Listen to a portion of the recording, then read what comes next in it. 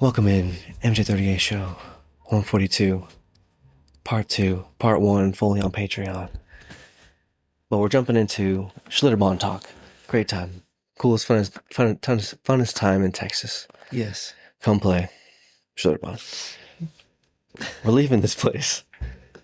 And we're just walking out of the park, going back to the car, carrying the cooler. Day's done. Been there 6 hours or so. It's been a day. It's been a day for this man. It's been a day. We're tired. Good time. You're sore. Torrent River. Great time. Body's probably tired. Yeah, we're about to just head on home. A little Bernie Sanders. It's all right. A little Larry the Lobster. It's okay. Don't worry about it. But then some guys like pulling, or like we're leaving like right in front of the front gate entrance. Like we literally just like walked out, and like on the street right there, and like there was like you could just hear the sound of a car like kind of taking a corner like a little hard, or like just like kind of revving in the engine, or it's the frequency or the sound of acceleration. And I was like, I don't know. I'm trying to quantify. He was probably going like 45, 50, like right there on that road. Outside of Schlitterbahn? Yeah. It's just like a small street. Yeah. Yeah, it's like a neighborhood. And I was literally just like, whoa, buddy.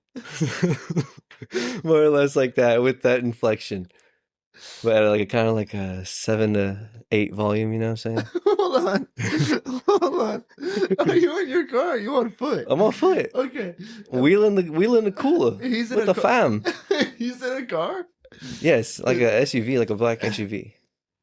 Is his windows down? Yes. Okay, here we go. All of them. Can you drop the dialogue again? I think what I said? Yeah. I just said, whoa, buddy. For real. Nice. For real. Nice. And then he stops. Oh, shit. And then he gets out. Oh, shit. And then he comes up on me. Yes. Oh, my God. He's probably like in his mid to late 40s, or just like aging terribly mid to late 30s. Somewhere in that ballpark. But either way, it was just a little older than you. Yeah. Yeah. Windows were down. He was smoking a cigarette. There's like 3 boys in the car who would like probably range in age of like 8 to 12-ish. No. And he's like, he's like, yo, what the fuck? What's up? And I was like, going a little fast, no?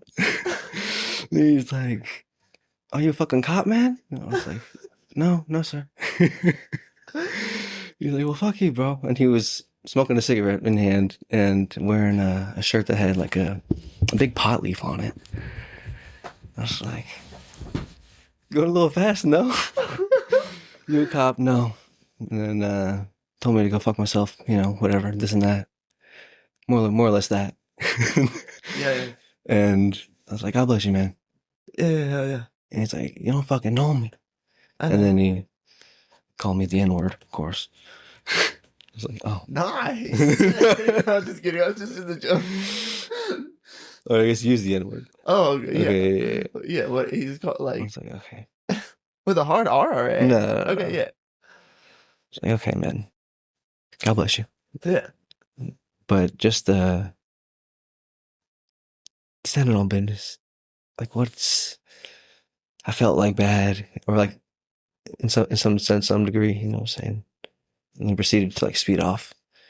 I was like, man, I feel bad for those kids, man. That's crazy, bro. That's insane. Sheesh.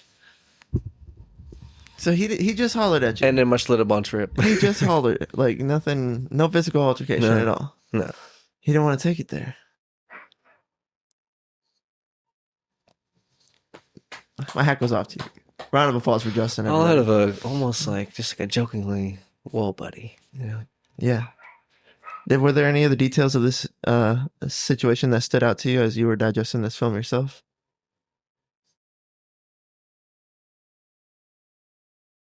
Not right. Like, yeah, I don't know. Just like the embodiment of like chaotic energy. You know what I'm saying? Mm. Yeah, this guy was whipping around the corner. You hear like Schlitterbahn. something. You hear some kind of and you look up, Audible enough noise to make everybody go, "What?" and you just it was like subconsciously, or you decide you're just like, whoa, buddy, Yeah, dog. whoa, buddy. Slow down, guy. Whoa. Were you like joking at all? Like almost like for the comedic To a element? degree, yes. Jokingly putting the Joker-esque mask to the truth I was trying to present. Yeah. It's like, slow down, bro. Like, there's literally like people and kids walking around here. You know what I'm saying? It's like, truthfully, you know? Yeah. He wasn't going crazy, but, you know, No. faster than need be. I might have said the same thing, especially if you were chilling. Did you have any burritos No, at the Bond? No. Nothing. No, man. Gyron with the Chilling. family is respectable, but still just cooked off the day, you know? Day. Having fun with the kids. And the other thing is you have your kids with you, so when you see someone driving like super recklessly, whoa, buddy. Whoa, buddy. Yeah. Calm down. It's a family affair. Look at all these families, you know? No reason for this.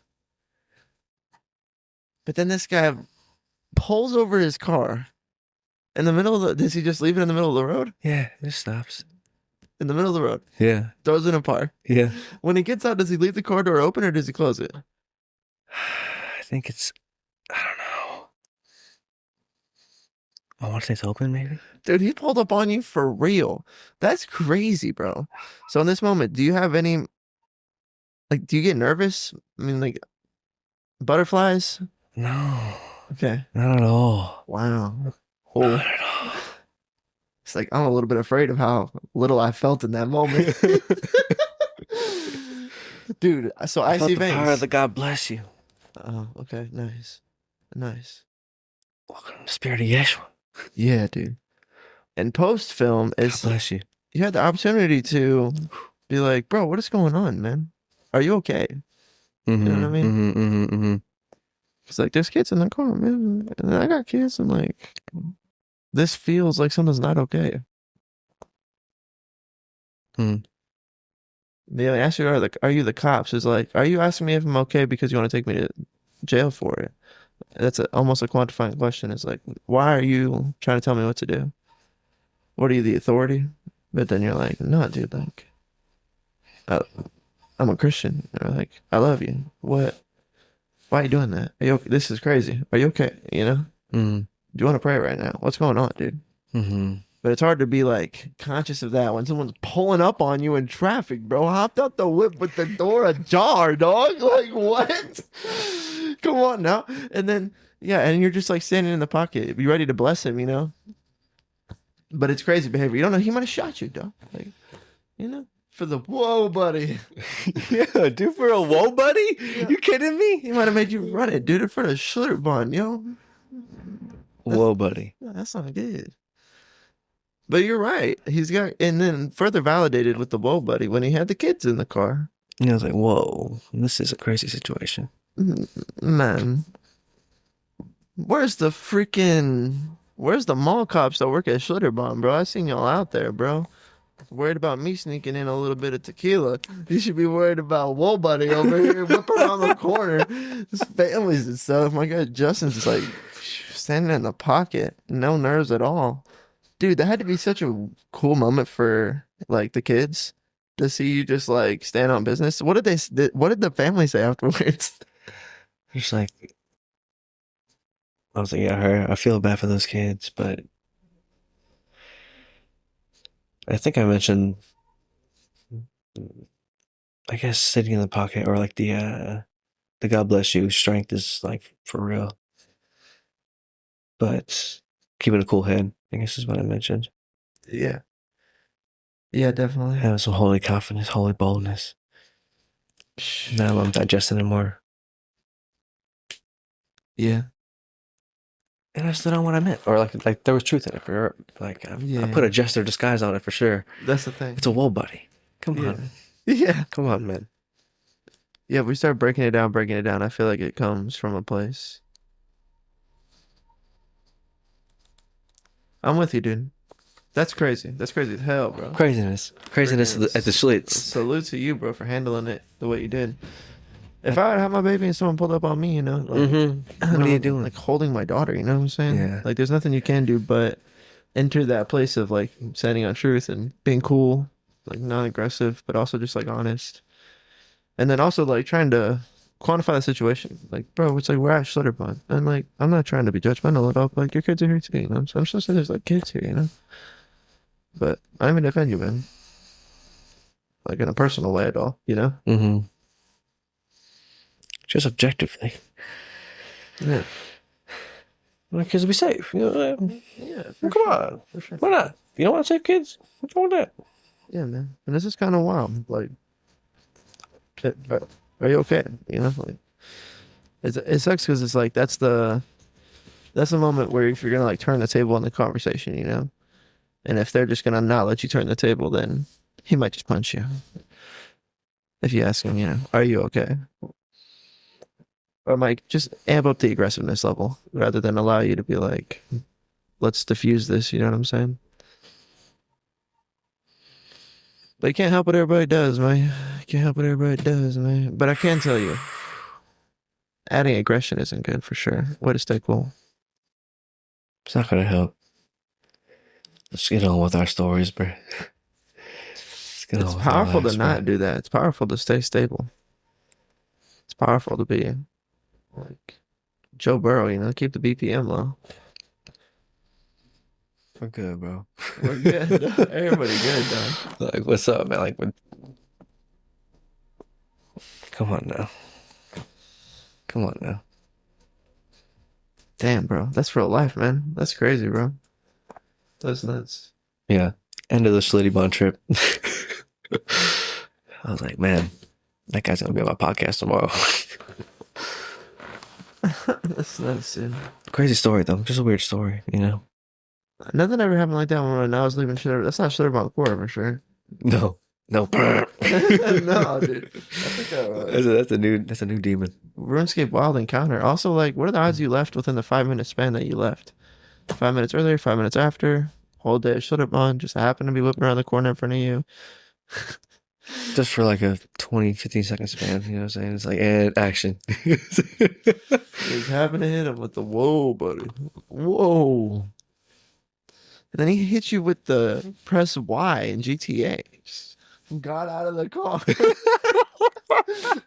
What's up? What's up? Yo, that's crazy, bro. Oh my gosh, dude. The kid's in the car. That's crazy, bro. I was like, what are you doing, man? What's the responsible thing for you to do? The most responsible thing.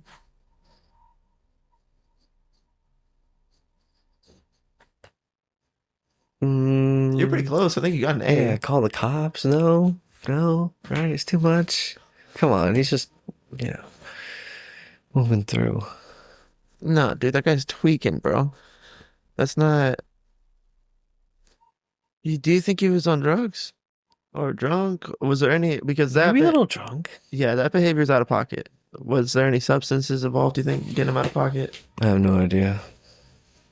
He was holding a cigarette for sure. But beyond that, I don't know. Have you noticed that cigarettes are just attached to trashy people? Like, you see way more trashy people smoking cigarettes than you see, like, doctors and lawyers. Classy people. Smoking ciggies or cigars. These are jokes. I'm doing comedy. These are jokes. I'm doing way more comedy now. But this is something I've noticed. Is like, you just don't... It's just like a super trope. A lot of movies, a lot of TV shows, they want to portray someone trashy. They'll put a cigarette in their hand. It's fucking classic, bro. Classic. I'm not saying this guy was trashy. And I smoke too, so no shade. But it's just... it's crazy. But is he pointing with a cigarette at you? Is he giving you the... No, I don't think so. That's cigarette core, so... I thought maybe. Pointing with the ciggy. But, Mm-mm. yeah, way to handle that well, dude. Way to handle it like a role model for your kids, you know? It's weird when you have kids because everything kind of transitions. There's a testosterone response inside of you to just, like, knock the guy out, dog. You know what I mean? Like, There's a part of me that's an MMA fighter, and I keep that guy at bay. You know what I mean? Like, literally, I've been punched in the face before, and I'm still like not. There's like the urge to be aggressive, but then it's not like what you should do. You know what I mean? Mm-hmm. So you didn't do that, which is good. You didn't go full MMA mode like you could have. Yeah. What if I was like a professional boxer, dog? You know what I'm saying? That's like a point of contact. Have you seen that clip where the dude, I don't know these guys because I don't know the streamers, but he steps up to this MMA guy and he's like, "You better stop talking shit or I'll put you on another clip." And then the dude's like, "What did you say to me?" And then like kind of like turns and faces him, and the guy like says some shit like he'll fuck him up or something like that. And then like I guess the door is here and this girl's trying to get him to leave. And this clip's like super viral. People know what I'm talking about. So then he's like maybe gonna cross to leave, but he like crosses and like presses into his face a little bit. And then like for the MMA guy, it's like there's like a point of contact, a point of intention, a point where it's like I can defend myself now. And he like has a drink and then like drops the drink and just bah and catches the drink with his other hand and like claps the dude, pause, destroys him, dog. Like, out, bro. Clean shot, bro. And then it's like a classic example. Everybody's saying like, don't. These guys like train. You know what I'm saying? Like, so leveled this kid. You know. So there's a point where if this guy like assaults you or get in your face, or like, I guess like battery is like where. Like if you hit someone, that's battery. But assault is like the intention to harm, I think. It's something along those lines. People get like assault and battery, you know? Hmm. So it's like assault can happen at the point where it's like, and this would be, I guess, in a court of law, right? Like if 12 people could decide that you reasonably felt like you needed to defend yourself, even if they didn't hit you, he still assaulted you, you know? But then if he would have like pulled out of the car, talked a bunch of shit to you, threatened you, and then hit you in the face, that would have been like assault and battery, I think, is like how it was explained to me. Right. So when does assault happen is the question though. Because then you can defend yourself and knock this dude clean out. But then are you being a role model for your kids? That's the point I'm getting to. Yes. I've heard some parents say that they tell their kids if someone's messing with them, just deck them. Clean cold deck them. Get them off you. Pick on someone else, dog. Clock them. Is that good parental advice? I guess it depends on the context. It depends on the context. That's fair. That's fair. Dude, that's one of the best answers to a question I've ever heard. Well done. That was good. Yeah. Yeah, that was phenomenal. It's like there is no right or wrong, bro. I mean, that's what the yogis say, but what they're pointing to is like it depends on the context, you know? Mm-hmm. It's a good. I think there is right or wrong. We can get there, but we're gonna get there based on the context. Mm-hmm. Mm-hmm. But yeah, like for instance, when my kid was getting hit at school, I didn't want to tell her to go like slap the baby back, you know? Like there's a point where I actually took that opportunity too. There was two. Dude, follow up on that story. Slap the baby.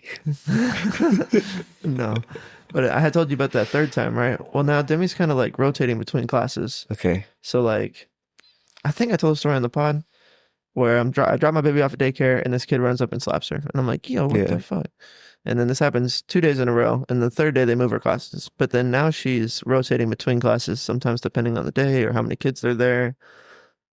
Because she's right on the brink of the age groups. And then so then I'm there at like daycare window closes at 9 a.m. So I'm there at like 8:59.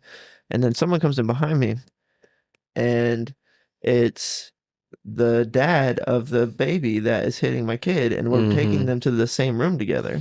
Yeah. So the first time it happens, dude, like I don't really want that smoke, to be honest with you. And this guy's like, he's like 6'3", 6'4". He looks like he works out. I'm definitely not rolling an intimidation role on this guy, which is fine. Like I don't really want to do that anyways, but like it would be helpful if I could just be like, hey, this is happening. Can we stop? But this guy has the opportunity to be like, yeah, right, dog. Like he just looks like he could hit me with one of those. Or like, you know, just give me more problems than workload. But then anyways, that's like my anxiety or whatever. And then I don't really deal with it the first day. I just drop her off. He drops off his kid. We leave. And I'm driving away. Keep it moving. I'm driving away and I'm like, what are the odds that you and your wife tell me that the bare minimum you could do is talk to the parent of the other kid at dinner, like a couple nights previous, and then I get this opportunity. And then what? Like I kind of like have fight or flight, and then I look at the opportunity and I'm like, yeah, I don't really want to like dive into this. I'm not sure if it's like worth it or what the deal is. And I'm like, well, it's definitely worth it if this kid is like harming Demi. You know what I'm saying? So then the next day, the same thing happens, same exact scenario, and I'm like, okay, well, there's no way like I can do like nothing right now, you know? And then then I just decide in the moment I take Demi, then I turn her around, and I'm like, because Demi also got sad when I left her there the day before. She starts getting like teary eyed and not like excited to play, which is not what I'm looking for when I drop her off, you know? Whenever y'all dropped them off at the same time, then was there signs of a swing, an attempt? No. Okay. And the dad's like I've seen him be like a sweet dad before. Like he's in this like sweet energy, you know? So then he's like talking to his baby and the baby's like excited to see Demi, which is like I'm like, "Oh, you know, great, of course." And then the dad's like, "Oh, is this your friend? Is that your friend right there?" And then the baby is like, "Hi." And then Demi like crosses shoulders and then gets like kind of sad because I don't know if it's because of him or because she's at daycare and it's like all happening right then. It's usually when she gets sad, anyways. It felt more like a kid was like, "Hi," and she was like, "Oh, I have to be at daycare. I have to do that whole thing." But then I'm also like, is it because she knows that kid hits her? I don't know. Mm-hmm. So then the next day, I'm dropping her off. This guy's behind me again, and then I put Demi over the thing, drop her off, and then I just stand there. Sorry, I'm telling this one step out of order. It happens twice now. When we're in line, I take Demi and I turn her around. This is where I'm like being a good dad, I think. And then I'm like, Demi, do you want to say hi to Angel? And then Demi kind of like looks at me, and I'm like, it's okay. Like you can tell Angel hi. Let's say hi, Angel. And then Demi's like, hi, and says hi to him. And then the baby's like lights up and is like, hi, hi, and like gets real happy. And then the dad's like, oh, like, you know, the baby's being cute, being sweet, whatever. Yeah. And then Cute babies. Yep. I'm like, okay, cool. Good interaction. And then I turn her around and I'm like, I love you. You have a good day. It's okay. Oh, my mom. And I put her down. And I stand there. And then he puts his baby down. And then they don't really engage with each other. And then they move different ways. And then I think that this kid goes and pushes another kid. At least tries to, as soon as he gets there. And then the dad's like, hey, Angel, play nice. Play nice. Stop. Okay. And then at that point, I'm like, I don't really think I need to talk to this guy about the baby pushing Demi because it's like, I think it was on display right there that this baby's obviously physical with the other kids. And he's trying to do something about it.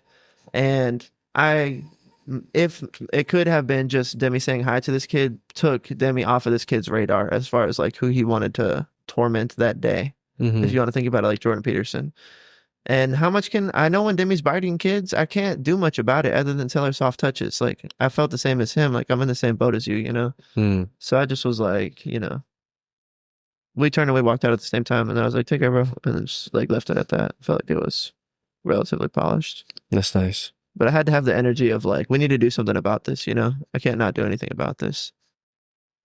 And then same thing happened at the splash pad. These kids were stealing Demi's toys the other day. And then I was like, let's go talk to them. And then we went and we talked to them and said hi to them, asked for her pill back, and they gave it back to her. I was trying to teach her, like, when this stuff happens, you can, like, say hi to people and then engage and then maybe, like, fix the thing that's happening to you, you know, rather than just, like, being afraid of it.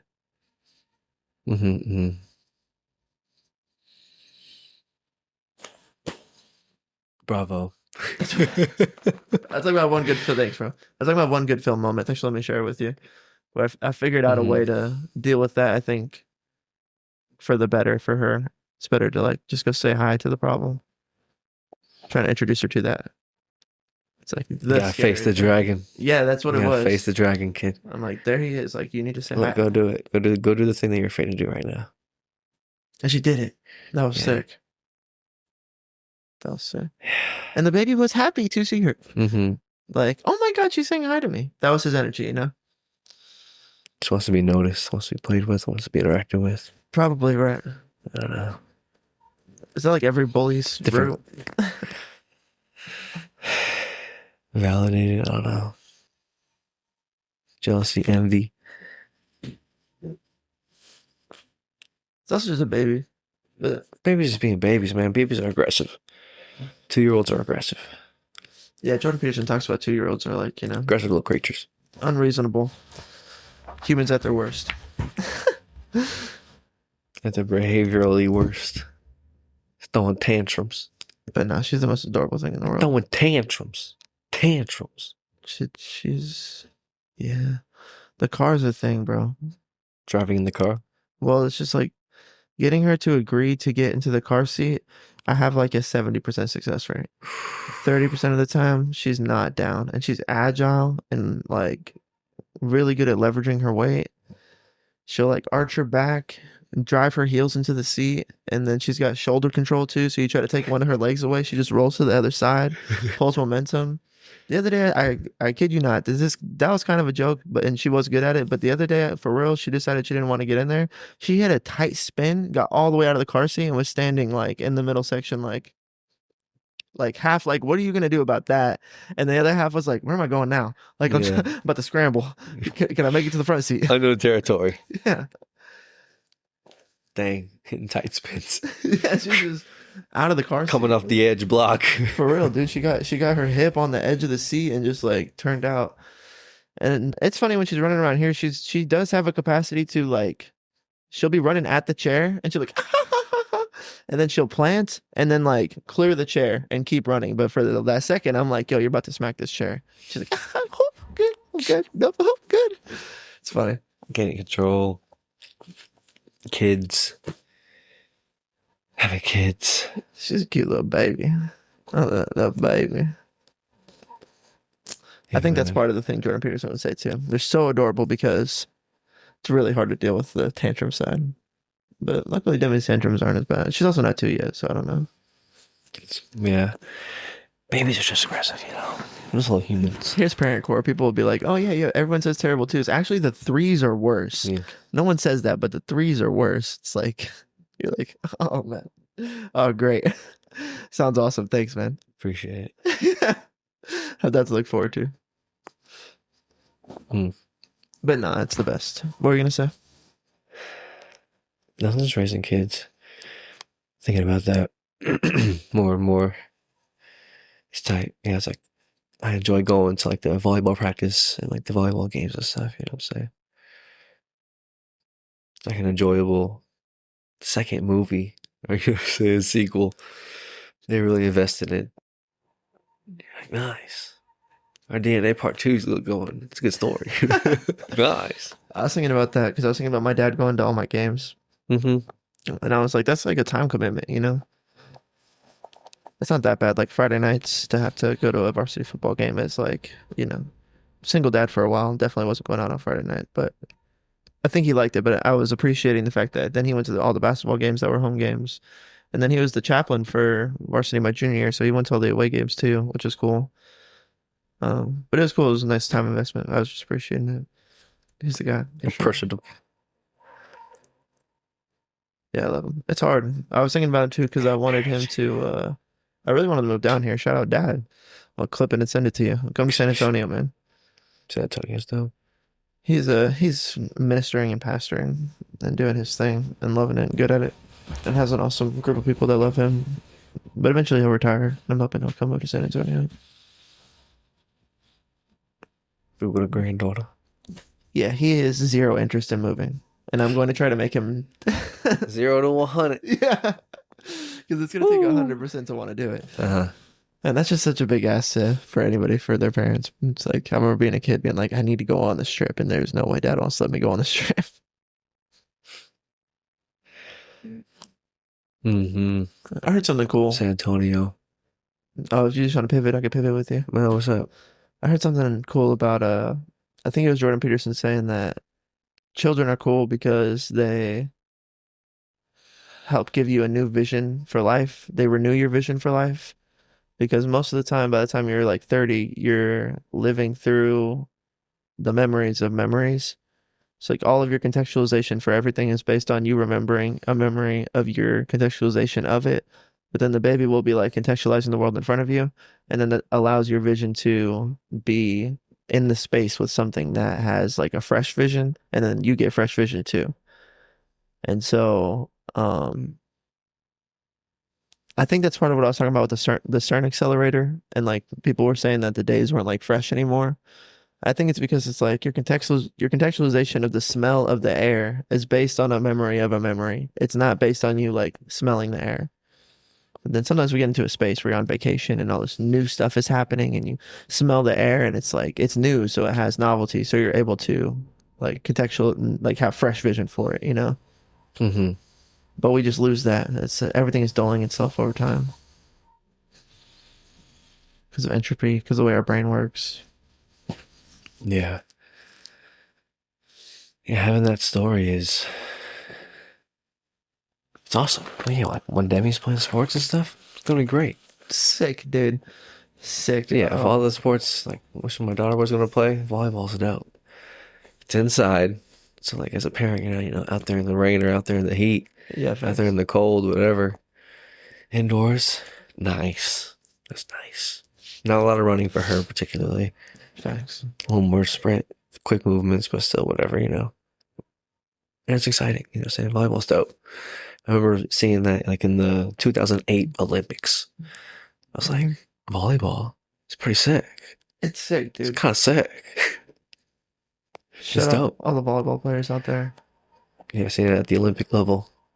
So I was like, yeah, if I had a daughter, what sports would you want your daughter to play? Hoops, soccer, Soccer for sure. I'm 100% invested in. I just Soccer. know Demi's playing soccer for Football. sure. Football, the beautiful game for a beautiful girl. a beautiful game. She's. I don't know. I just have this intuition. I was thinking about it the other day because it's like I don't know how to tell my friends that I am so sure that she's a soccer player. Like I felt How that do you know your baby's a soccer player? since I was since she was a baby and I was holding her, the intuitive, inspired thoughts that came to me were me coaching her on a soccer field. And that became like a continuous daydream state when I like imagined her future when she was a baby. But like I don't know if I conjured that, but also like I played soccer as a kid, so I have this contextualization of like a little kid playing soccer already. And I know like how to help her be really good for her age groups because like I went through it. And that's just like what plays out. Maybe because I don't know volleyball like that, so I don't like put her in that position, you know? Mm-hmm. But I do imagine like just doing all the drills with her at home, doing the speed ladder, doing like 30 to 45 minutes of outdoors like footwork stuff, and then just like passing the ball around, shooting some shots for another 15, 20 minutes. Like that's all I ever wanted to do when I was a kid when I got home from school. So just like doing that with her, but giving her like a little bit more targeted practice towards things that are actually applicable. Mm-hmm. And then just like also talking her through her thoughts, like just being there for her, like tell me about what you're thinking about when you're doing these things. And then just like hearing that. But then also sometimes when I feel like there's a bad frame or a better mental frame for her, just being like, I think you should think about it like this. But like this is how, find out who her role models are. This is how Mia Hamm thinks about it. I mean, obviously it's a dated soccer player, but you pull up the YouTube video of Cristiano Ronaldo and be like, listen, this is how he talks about a free kick right here. And then being able to show her little things like that, I think She's gonna win that Mike Tyson. she's gonna be a monster. Gonna win that Mike Tyson. Which clip are you talking about? That's just like I think what he says in Joe Rogan or like his story that Joe's like referring to, where he's like taking under the wing of somebody who's just like showing him. Oh yeah. I thought you showing him the ways of the warrior. The clip that came to my head was like, I want to eat his children. Oh gosh. Like, don't show him that. Don't show her that yet. Give her time. Give her time. But yeah, that's what I'm trying. Yeah, she's gonna be a beast. What was his coach's name? I don't know. If I had multiple choice, I might be able to get Me it. too. It's like man, when I listen to Joe, I have it for a couple months. Right. Anyways, we'll come back to it. Shout out that whole thing. Muhammad Ali. Not Mike Tyson. Mike Tyson. And his coach. Who was his dad? Or his adopted dad. Yeah. So yeah, I want to give Demi some of that noise.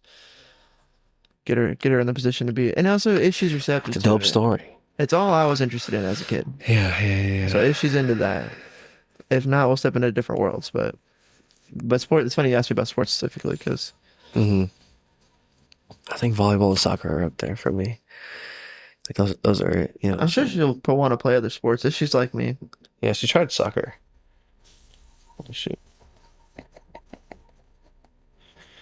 Try soccer, but prefer volleyball.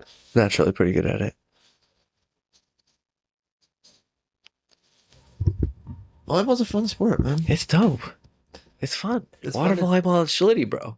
I'm telling you, dog. It's fun to dive. It's fun to Sell out, kid. Oh my gosh, it's so fun. Save the day. That's the best thing you can do. We're all trying to save the day here. Who doesn't love a good dive? Who doesn't love a good save the day? Yeah.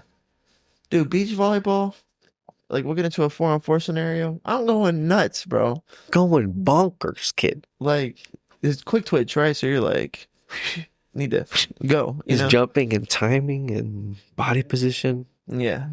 Yeah, there's like a coordination dexterity stat that appears in a lot of good athletes, and some people don't always have that thing.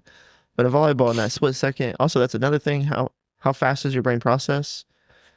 Like the Formula One drivers, their processing time, there's ways that they measure it, is like way better than football players or basketball players. Like I think it was like a third better. Who is this? Formula One drivers. Oh, wow. That's like one of their number one stats that they beat all the other athletes in is reaction time. And then some people just naturally have a better reaction time if your brain can like get into the quicker pace. It's a weird thing, you know? Like sometimes I'm there, sometimes I'm not. But a good example the other day, I was freaking locked in on defense, and this dude knew I was locking his butt up. And then he's on the baseline, and I'm face guarding him, and he's looking at the guy who's checking the ball, and then he tries to hit me with the huh huh huh. And dude, I'm just so right there. I'm like, like for all three cuts, and Okay. I do it so fast, I feel my hair whip back and forth. Where I'm just like, and then I don't go. Like he's like faking all of them, and I just stayed sturdy. Like cover, cover, cover. You're faking. And then he was like, "Oh shit!" And like he broke character. He was like, "Okay, yeah, I'm cooked." But that was like to be in that fast of a. It was like we were dancing with each other. It's like, Mm-hmm. but it's hard to get there. It doesn't happen. You don't wake up there. You know what I mean? But these Formula One drivers are on like going like 180 miles an hour. Traveling faster, you know? Yeah. Experiencing time differently. That's the thing. Some interstellar effect, you know, if you feel me? It gets funky for me because it's like different basketball games play at different speeds. And then the brain state like has to be different for the different things, you know? Like sometimes it's like I literally feel myself processing like 5 things at once. I'm like, and that's what I do with my eyes. Is like when I'm on that state, sometimes I just like scan, and then I pick up like 5 different, and I'm holding all of them, and like also they're all different threats. So like if this guy cuts, I need to like go to help side. You know what I mean? But then if it gets the wide swing, then I have to like fly and close out. So I'm like watching a bunch of different things at once. But I feel like a weird alien when I'm doing it, like in a predator mode. It's like this is the monster. See the Matrix. But that's one thing I noticed is that there's games that are like playing at a very fast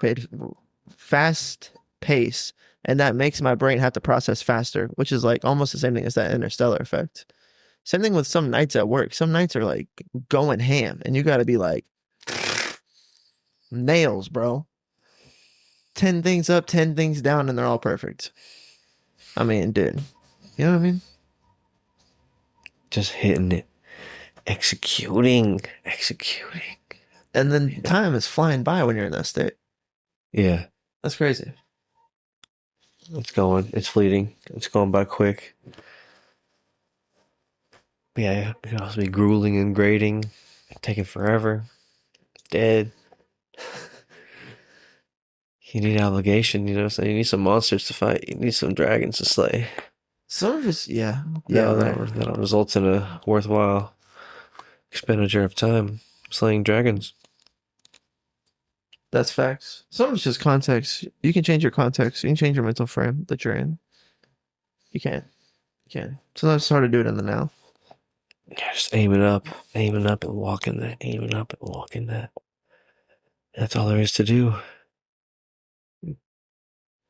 Dude, the spirit of Jordan Peterson Or else. taking over me right now. JVP is my guy, bro. Because it's Jesus is amazing. Yes. First and foremost. Mostly. One of the many. You have more than foremost. Please go off on Jesus if you want to go in. Oh, that's it. Oh yeah. Quite simply. One of the many amazing things that just came to me is that because it gives you context for what we're doing here, right? It gives you context for your life. It gives you context for what's going on in your now, and then with that, you need to make a plan to try to find your purpose. That's not exactly explicit in the Bible, but there's also free will involved. So it's like almost it's like where does your heart go? Where do you what would be beautiful to you is subjective. And so finding that beauty, and pursuing that through your story isn't explicit in the Bible. It's not. But it gives you a framework for what's going on as a whole. Jesus died for your sins, but he has to come back because this world more or less belongs to the devil. It's broken. It's broken. It's sin filled. Jesus won't rule here on earth until he comes back and claims the earth, and then the saved souls go to heaven. It gets convoluted with people that we love who aren't saved and going to hell and stuff like that. And this feeling of like Jesus being amazing. I get it. I do. It's convoluted. I think when you meet Jesus, you'll like Jesus. I don't think anybody who meets Jesus doesn't want to be a Christian. And especially after he after he comes back and saves the day. W's in the chat. It's going to be real apparent that he's the savior we've been waiting for. Mm-hmm. And there's your context. There's your life. It's an apocalyptic scenario, and you should be trying to do your best. Give your best to God and to Jesus. There's your context. And like every day happens, but you can get lost in your sauce if you don't have that context. You can be like riding the ups and downs of, oh, it's slow today, or it's dead today, or I'm tired, or had a lot going on this weekend, so I didn't get a lot of sleep, so I'm feeling like meh. Hump day. Big old fat meh. I need some Frappuccino on a hump day. Thank God it's Friday. I need a drink right now. You can get stuck on that sheesh, bro. And getting in the system and the rhythms. Then it gets crazy because the systems and the rhythms allow you to access different time dilations and different perspectives, find different pockets of your day to do different things, literally give you more time, give you more rest. But it's hard to get there without the context, and then Jesus gives you the framework for that all the time. So you can't just get up and have a relationship with Jesus. Remember that you're on some kind of mission or some kind of purpose, or trying to just make them the right choices within your narrative, because you're not even building your narrative that's coming to you. So you make the right choices within your narrative, things can get better. Mm-hmm. That's sweet grace. That's like sweet grace. Whew. We see a small portion of what's going on here. Like this much, bro. We see a small portion of what's going on here. On every level, dog. Yeah, man. But yeah, been listening to him, coming back out, love him, dropping some pods, dropping some, I guess, episodes of some lectures that he's done on his tour. He's the man. He's just the man. I can listen to him dissect Exodus and Genesis 100 times. I was here for it. He's doing his thing. Like a degree from UT would be so much more useful. Useful for my life, but I'm much more interested in, like, if I could get the equivalent of a degree at Jordan Peterson Academy, so much more interested. JBP. You're interfacing with the world all the time. All the time. Even when you're sleeping. The dreams are... Some dreams are... Deeper than you can... You don't get it. You just don't get it. Okay? You're right. It's hard to get your We dreams. don't. We don't get any of this stuff. No. We like to. We do. We want to. We love it. Science is built on it. We're here for it. We live and die by that. Believe in that. That we get it? Yeah. Yeah. Yeah. Or that we can figure it out. That's all politics. Science. We can figure it out. Yeah. Come on. We got this. We can figure it out. Come on. We'll be okay. We'll be all right. We got it. Yeah. Yeah. Yeah. It is. I lost it. Science is predicated on we get it, but you don't. You don't get it. Boy, wait a second. We get it, bro. We don't get it. That's deeper than we can understand. Yeah. You're right. This whole thing. But we do like to know what things are, put labels on things and develop medicines and try to do legitimate good with what we are trying to find out is the objective truth of what's going on here through research and agreed upon peer review analysis. We like predictability. We're trying to plan optimal outcomes. We so need to build feel solid good. foundations. Yeah. Figure out how to make things good for everybody. Make houses, sell houses. Right. You want to believe Be a farmer. Thanks for all the farmers. Shout out farmers. Shout out to the farmers. Give it up for the farmers. One time. Keeping What a America farmer. together. Keeping our necessary food thing going on here too. I don't know for sure. Keep that on deck. I think it's gotten out of hand with how much farmland the The government. farmers? Oh yeah. No. I think like the government The owns farmers. Someone out in Louisville, Texas, blowing up my podcast. Louisville. Kentucky? It says Louisville, Texas, and it's Louisville. It's not Louisville. It's like a slugger. It's like Lewis. Louisville? Yeah. No. Why? What is that? I don't know. Is it fake? I think so. It's 214, which is like Dallas, right? I have no idea. It is. Okay. 214 is Dallas. What's up? Most fake numbers are coming in on like an 886, you know? But you never know. I'm hoping What are you doing? What do you want? What do you want? Scamming me? Trying to scam me? Trying to get my voice? We got a podcast out, so that's not very hard to do. If they're listening to this pod right now, Trying to scam me? we're cooked. Yeah, my dad has a full AI bot of me saying whatever. That's nuts. That's powerful. Okay. It's powerful. Okay. It's kind of scary. I saw a marketing agency basically offering to like get someone's voice AI botted up, and then they could get like their likeness botted up, and then they could just like make content of them like saying stuff, but with like AI voice tools and stuff like that. And I'm like, yo, okay, well, it just gets kind of crazy after a while. And I think that those ad agencies are outsourcing to like, you know, places where they do. I've heard of places in Indonesia where they'll do stuff very cheap, put together videos for you. Like that. But I don't know, you know, I don't know how they're scaling, I guess what I'm saying. Pivot back. Damn, we were on a thread, and then Louisville came in trying to knock me off my slugger. Yeah, damn. We were on a thread, bro. You don't get it was how it originated. Yeah, you don't get it. Oh, I got something. Okay. So it's like my feeling with control, like I feel like control is an illusion. That's like that's the highest order thought I have about it. It's trying to live your life. To seek control is impossible. Seeking control actually gives you less control. So it's like you have to like be a zenned out place where it's like, you know, I'm doing my best to fight the chaos off at all times. And that usually creates a natural buffer that allows me to be protected. And then if I have to like use a lifeline, I have some relative like help that I could if I needed to. But other than that, I'm hoping for predictability, hoping for routine and things to become easier because you're becoming like more adapted to your situation and stuff like that. And then because you're more adapted, that gives you more space to like make bigger plays and stuff like that. So that's kind of, I think, how I am with control.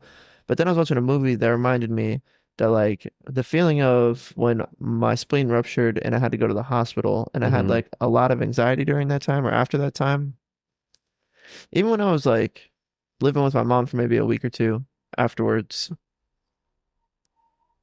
there was this like burning desire to go back to San Marcos and get back into our house and to try to get back to class and to get back into the gym and start working out again. Really the gym part, because I was like, my body was super messed up from just the surgery and not eating and stuff like that. And like that feeling was overwhelming for sure. Almost like possessing me. And it made me feel like I was also just tripping. I was having really bad anxiety at the time. And I was taking like Xanax if I was having really bad anxiety. But it's like everyone has anxiety all the time, but this one manifested like in a way that I thought was actually tangible, which was like I would just be like tripping, like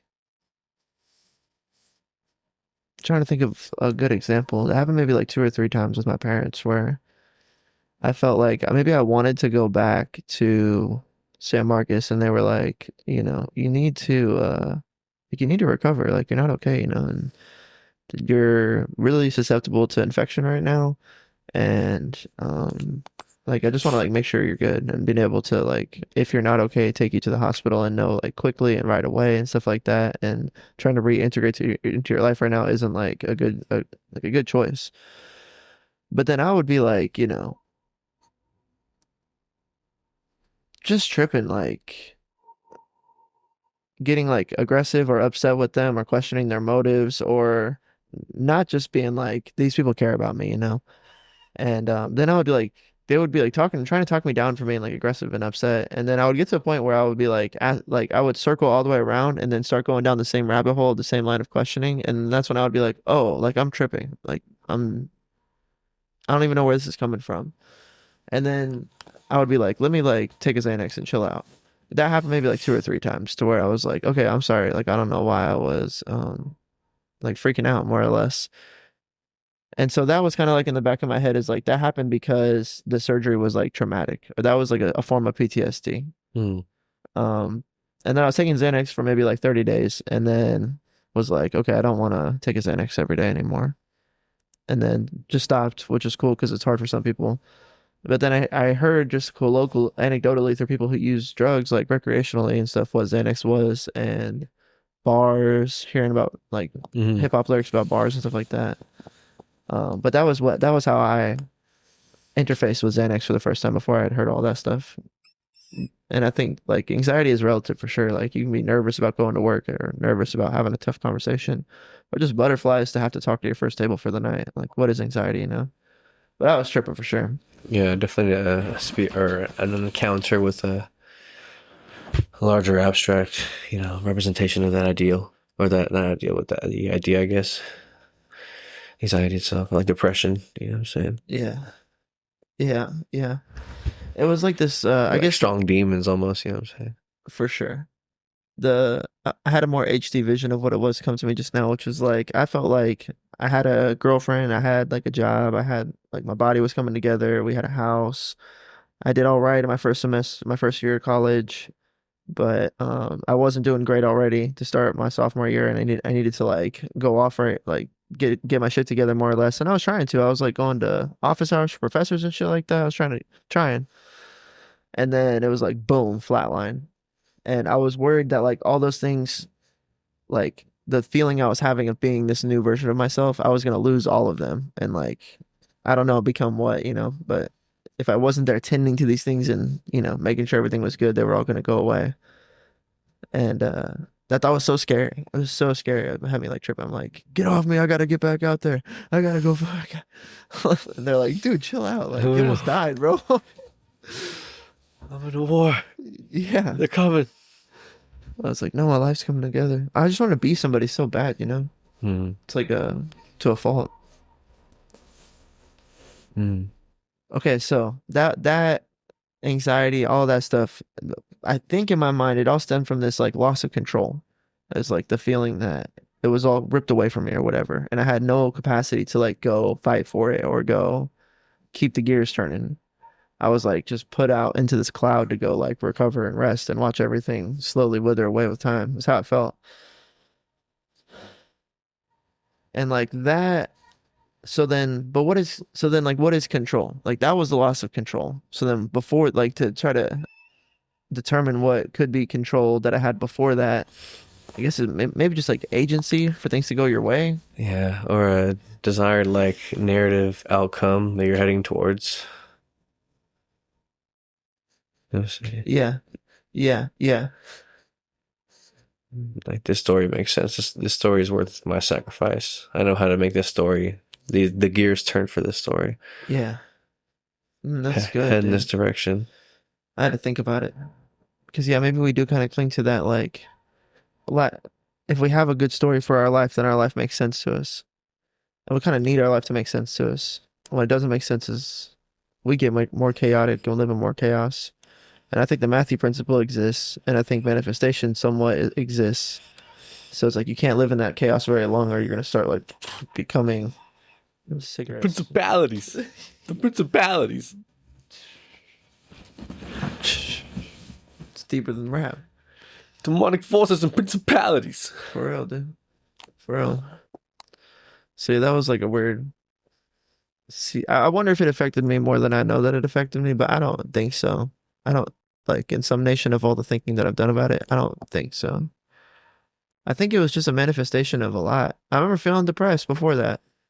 Mm-hmm. Like life was slipping away from me, and not knowing if I wanted to because it's like if you don't know what you want to do, how do you know you want to do anything?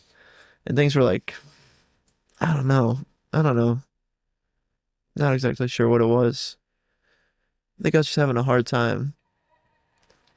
That's what I'm saying. Is it's the same thing every time. It's just a hard time bearing the cross that is my life, which isn't even that hard. It's the one that I want to bear, but still, just have a hard time just like doing the things every day that requires, and then feeling shitty about that, and then like spiraling downward because of that.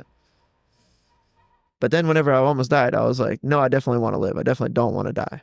So it's like, okay, well, then it's like established. Do these things that you need to do, you know? And then I was like, okay, I want to do the things I need to do, but then I couldn't. So that was that whole thing. But more than I think that moment changed the me that's now. I think that moment was just like a perfect chapter in the story that is my life. Like it's the same demons that come for me, you know? Mm. And other ones could pop up and try to tempt me or try to lure me down an alley I've never been down. But usually it's the same ones that are like familiar with me or present themselves in different ways. And then you just gotta like a different kind of bait. It's a good quarterback. You're like, this is cover 2. I know it doesn't look like cover 2, but watch, it's cover 2 flag. Watch. Bow! First down. Yeah. You gotta be like that. That's it. That's all we're trying to do out here. Be the quarterbacks. Be the champion. Be the hero. Yeah, I think control is an illusion, but I think whatever it is you could define control. Like the best metaphor I could give for you is like someone who's in the zone. When you're in the zone, it feels like you have control. But are you in the zone all the time? No. But the things go predictably, sure. And it's controlled by aggression or whatever, you know. What do you mean? Like, I guess being able to figure out or to determine what happens in the next, like, to know what happens going forward, or to have the final say of what happens going forward. It's like what my rule is law, but you could just like kill somebody, you know what I'm saying? So it's like control like that, yeah. Yeah. Dictatorship, tyranny.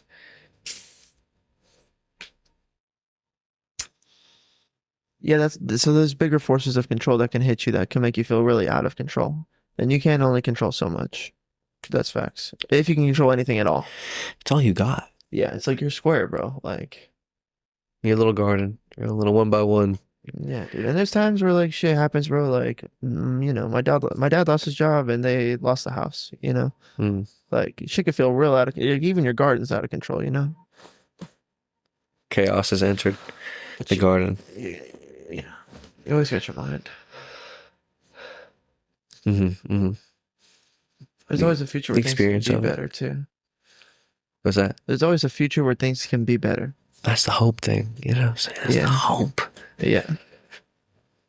No, we can do it. It's a hope for a plan. A hope in a future. Well, that hope also has upper limits of beauty attached to it. That's the craziest part, bro. Like. We get some more is more on this side too. You'll be like hoping for a good outcome, and then you get an outcome that's like psychedelically crazy and fantastic and amazing, inspires wonder and awe inside of your spirit. Feels makes like you cry. Art come to life. Poetry in motion. You suspended my disbelief. You just activated faith. It's not faith anymore. It's like realization. Those moments happen. That shit's real. It's transcendent. It's transcendent. Because there is something to be transcended. You know, and God's transcended beyond the transcendent. But we can experience beauty at a level that is like, we have like a word for that, transcendent. good art. Moments in your life that create good art, Yeah. that inspire good art. Yeah.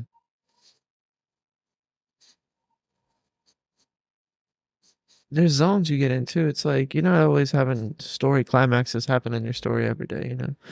Like even that guy popping out his car on you, it's not exactly a story climax. It was 20 seconds Right. on a random Monday. Right. And nothing even ultimately it was like nothing happened, thank God. Thank God. Yeah. Nothing happened. Like had you been watching the TV shows, It I've been reminded watching, me bro. of the what you call it, whenever I parked at the lawyer's office Yeah. and I hit that guy with the God bless you again. You just had it ready, don't know. Huh? Yeah, I was like, click back. Sit down, no. I was watching a clip that said God sends I don't know angels this. to watch over people who are doing Christ's work.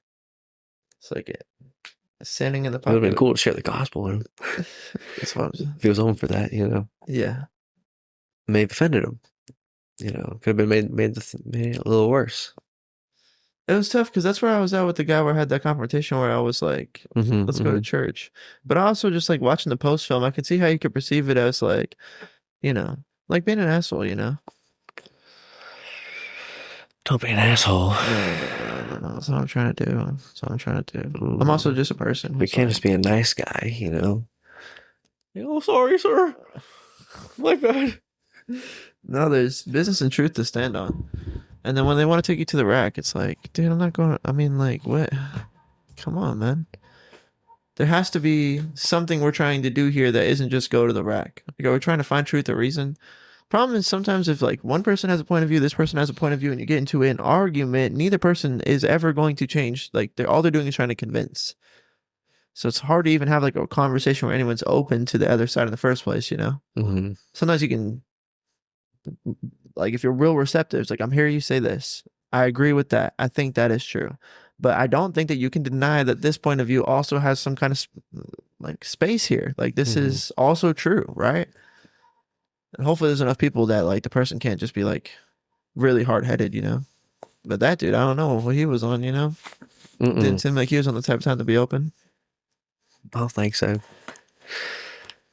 Pressed Y on the whip. I mean, it's insanity. With the kids in the car. Like, how are you teaching your kids to just jump out in traffic? There's cars behind them. There's like, no other cars coming. There's other cars coming. Okay, well, thank God. Either way, you know yeah. what a choice. Extra awkward. Were there other families around you?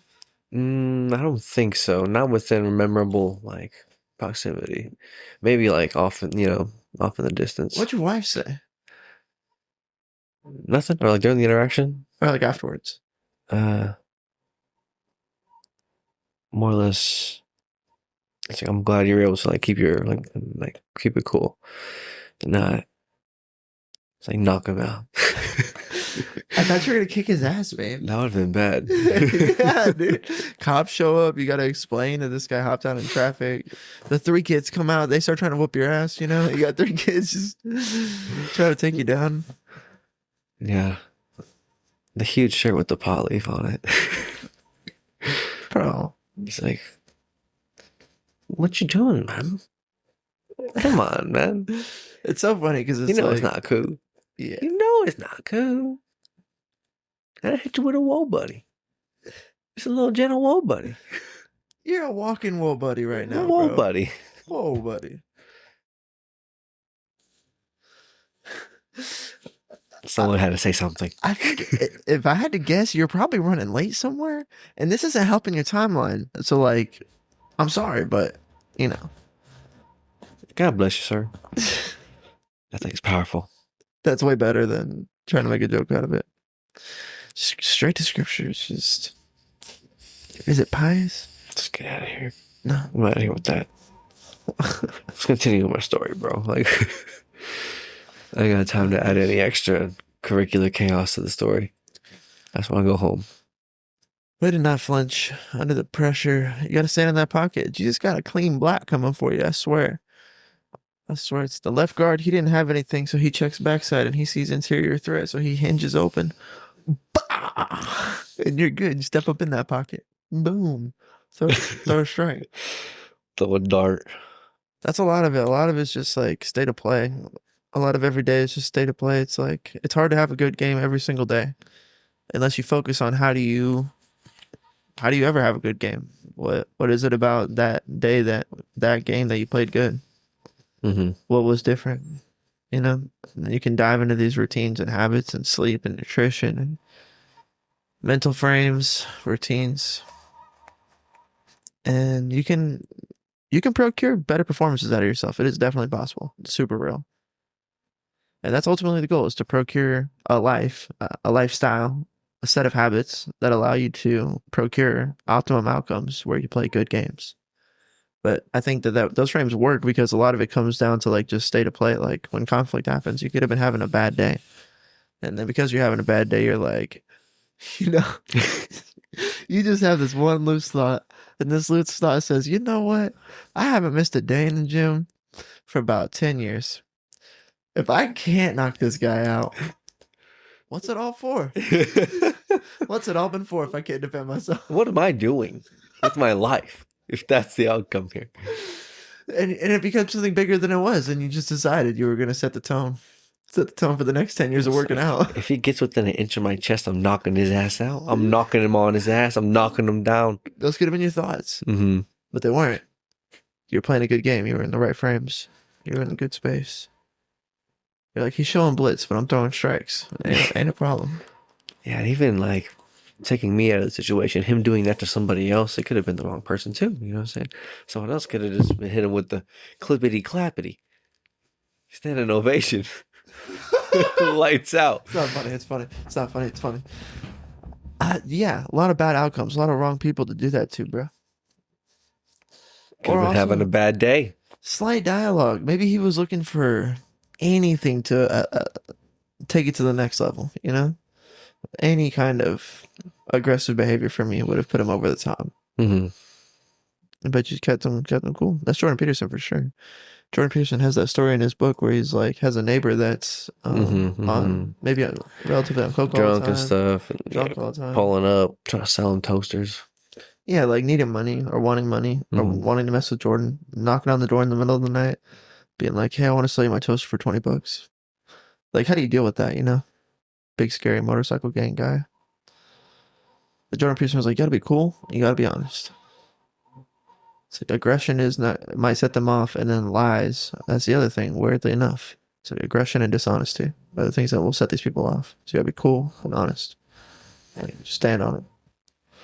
Like a Texan. Like a Billy Bob Thornton. This is a little out of place, sir. What was that? Son, what are you doing right now? I'm doing my best. Look at yourself. I'm doing my best to handle this with some grace, sir, but are you okay? Yeah, the are you okay? You know Jesus? Yeah, dude. If you could stumble him with the are you okay, Hezzy? Cross him with Jesus. Yeah, dude. That might be the move going forward. I might try it out.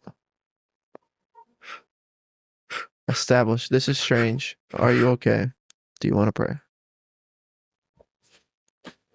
God bless you, bro. I love you, bro. Praying for your story, man. Hopefully it's an amazing story, man. It is an amazing story, man. Yeah, no matter what's going on in our stories, both of us ending up in a drunk tank is not good. That's not good for either of us. Okay? We're all trying to go home. We're just people, man. We're all just people. Dude, speaking of Schlitterbahn. Yes. The Bahn. My parents had a classic play. Okay. Classic Schlitterbahn play. What's this play? Core. That's it. This is like 32 zone. Finish Schlitterbahn. Shut it down till everybody's happy. Everybody's ready to go. Nobody's complaining. We're cooked. Cooked it. 1.5 miles away. Taco Cabana. TC. Dude, as an adult looking back on that play, 32 zone Taco Cabana. Cabana. Gosh. Everybody goes in there. You know I'm slamming quesadillas. I freaking love quesadillas. I'm probably begging my mom for 2 of them because I'm hungry. And I am out cold afterwards, dude. Like I got punched, bro. Just like hearing nothing but white noise. Nighty night. out of there. All the kids probably just DJ Gandhi. And also, I think Taco Cabana had a little margarita. So my mom's like, Mom and Dad getting a little margarita on. Kids are getting knocked out. They're driving home, chilling, having a conversation, enjoying the drive home together.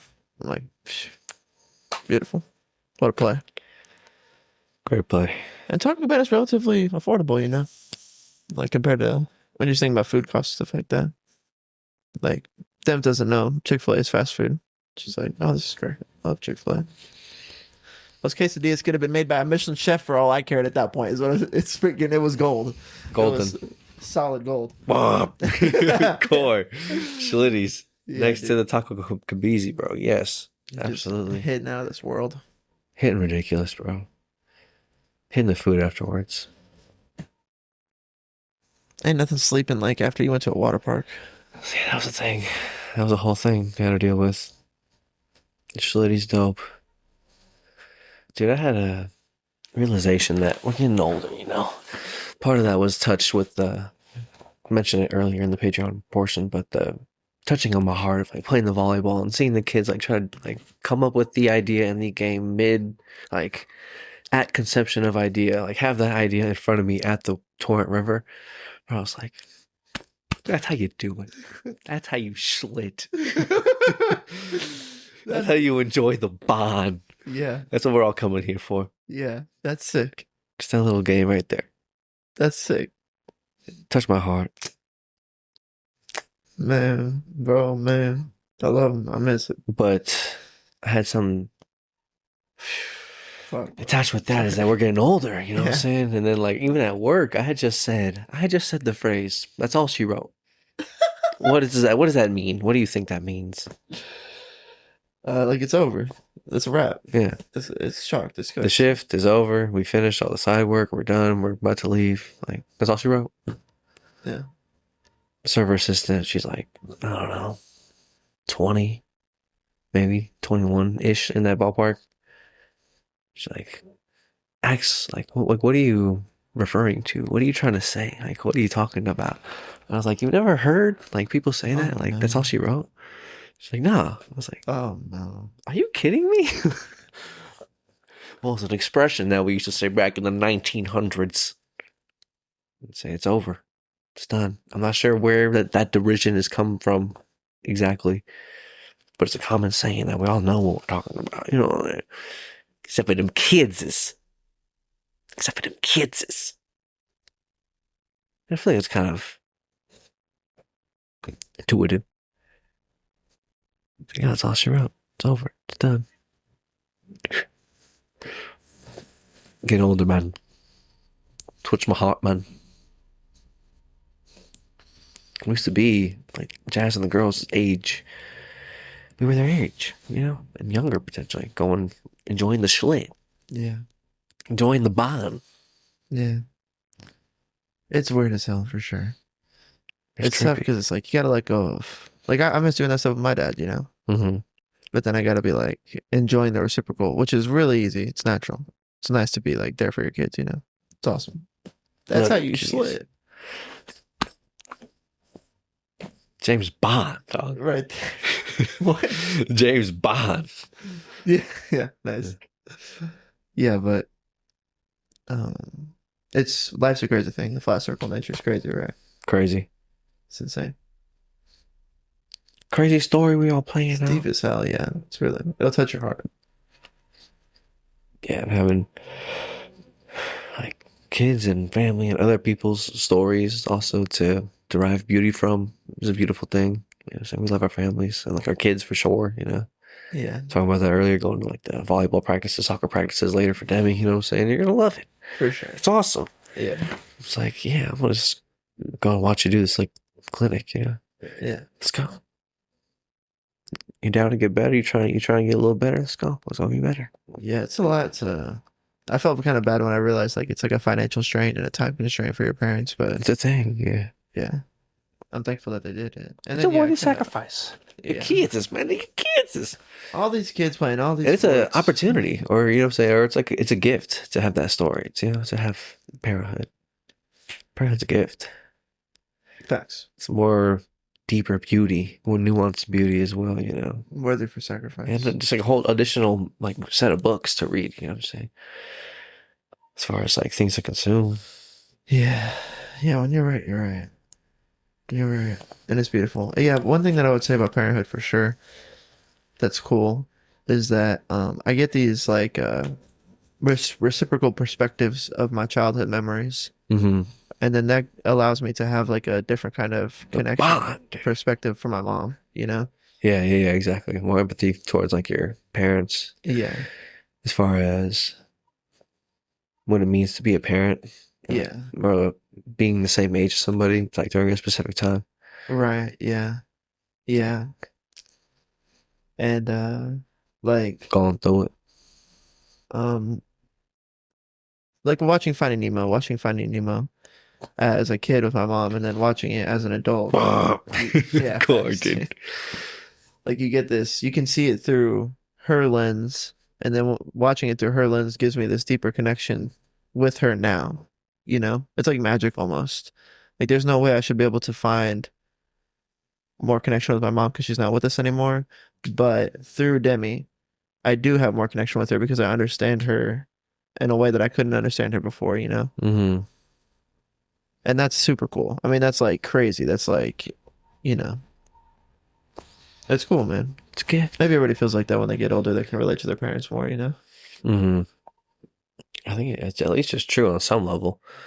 Like bare minimum. Yeah, like I had the idea. Relative to like your parents are just people, you know what I'm saying? We're all just playing this game here. We're all just experiencing reality together. Yeah, that's true. And it's like, okay, whenever my parents were this age, I am now this age, and I could imagine them experiencing reality now. Or like whatever. More empathy, more you could actually like kind of see where they're at. Yeah. Or what was going on. Based on what was going on before this. I think there's definitely the reality that as we get older, our parents become more contextualized as just people, you know, Just people, man. doing their best and whatnot. But Doing the best. Yeah, it's a dope. It's privilege though, for real. It's dope. It's sick. It's fun. It's it is a privilege and a blessing. Mm-hmm. Damn kids is, Yeah, it's awesome. but it's a lot. It's a whole thing. It takes all of you. Yeah, it does for sure. It's super worth it though Yeah. to engage in it. It's a worthy thing. It's worth it and it's worthy. Sometimes it doesn't feel, or I think it's like sometimes you're really exhausted and drained. Can't even pretend, like Drake said. But it's, you know, in that moment that this is a worthy thing, even though I don't feel super great right now and I am tired and this is a long day and you are screaming in my ear, but like it's a worthy thing for sure. Mm-hmm. The worthy sacrifice. Oh, yeah. Part of the idea has crossed my mind of the like the parental instinct to be willing to sacrifice yourself for your child. You know what I'm saying? Yeah. And the amount of significance the reciprocal must mean for God to like give up his son. You know what I'm saying? To willing to sacrifice your son like that. Yeah. Because I feel like the paternal instinct is kind of opposite of that. That's an insane ask. Yeah, it's like if it's him or me, then like take me. But like, it has to be him. It's like, oh, that's worse. You know what I'm saying? That's worse. Yeah. Yeah. That's worse for some, measurable It's some kind of representation conceptualization of what it's like to the sacrifice. God to see us suffer in sin. It's like the same kind of pain as like your son dying, being sacrificed for sin, How he feels towards us with our sin nature. Yeah. He's like, I wish it wasn't that way so bad. I would do this. It's a lot of love. It's a lot of love. Oh, Yeah, we should honor that. in public. Yeah. On t-shirts. Yo, crazy. You're Life is right, bro. crazy. You're right, bro. The spiritual contextualization, bro. I mean, yeah, you should. We're gonna leave here. We're gonna get in cars and we're gonna drive. Like you're gonna be in traffic for sure. Traffic always exists. Opportunities to It's a- sin. If you think about God up here, thinking about the love God has for us, it makes so much sense to me. Then I got to come back out of here and then go sit in traffic. Like, Okay. I Hopefully you're not sitting in traffic. Hopefully you're listening to a good podcast. I will be. I Like the will be. MJ38 show. This message is sponsored by. Whoa. That was better. Yours was better. Yeah, but no, that's where it gets like I feel like that's a natural disconnect perhaps for other people or for anybody. It's like you just sit in church for a long time and you get really spiritually deep and then you leave church and then you go sit in traffic and it's like it's not like it undoes it all, but it takes you out of that place where it's like all of it makes sense and you can do something. I'm like, we gotta honor that. We gotta honor that sacrifice. We gotta like bring the best sacrifice out of ourselves. We gotta try to do something different on Monday morning. Then you go sit in regular freaking boring beep beep traffic, trying to get to a freaking Luby's. Be booping around. You can't get to it. You got 30-minute wait for a table at Longhorn, so your dad decides you're gonna go to Applebee's instead. Now Applebee's isn't Longhorn, and there's still a 10-minute wait, so you're still waiting. Finally get sat down. They're busy as hell, and I'm literally drawing the straight out of my life, but I can definitely tell you that by the time the food comes out at that Applebee's, you are not in the same place of like, I gotta honor that. Like mentally, it's just hard to like hold it, you know? But you gotta find a way. You gotta find a way. You gotta find a way to not just like feel it in one moment and then go be a beat booper in the next moment. Let it all just kind of wear off of you. I've heard that said at a lot pursue of that. revival conferences too. It's like we get super. Pursue it. You gotta keep pushing. Get closer. Get closer. Well, Justin, you said you gotta do it every day. What is it you said? You said you gotta. I think you said you got to choose God every day for sure. I think maybe you said you got to die every day before. I'm sure. Yeah. Makes sense to me. Yeah. Yeah, but I think that's maybe you said you got to kill your flesh every day. I'm not sure. But the idea of you're not going to wake up tomorrow and it's just going to be like easy all over again. So you're going to have to like fight your way to the place where you get into that spot where you did it and you're like, okay, I did it. I'm a doer. I did it. I can sleep good tonight. Wake up, but you're still going to have to battle in the next day. And some days don't feel like someone's like battles. And those days are trying to get you to fall asleep so you can get waxed by a big battle you didn't see coming. No, I'm just kidding, but sometimes it feels like that. Oh, shoot. Yeah. Stay on your toes and shit. It's coming. It's coming. Good routine, sharp sword. The chaos is coming. It's coming. In like big waves, you know what I'm saying? There's like fork days in the road. Sometimes you'll see the breaking off point of like what feels like a new chapter. But new seasons are obviously more identifiable, just like temporally, whatever. You can feel it. Calendar days, but it's also like points in story where a couple things are happening to stories around you and things are going like up or down to a degree, or sometimes, you know? Yeah.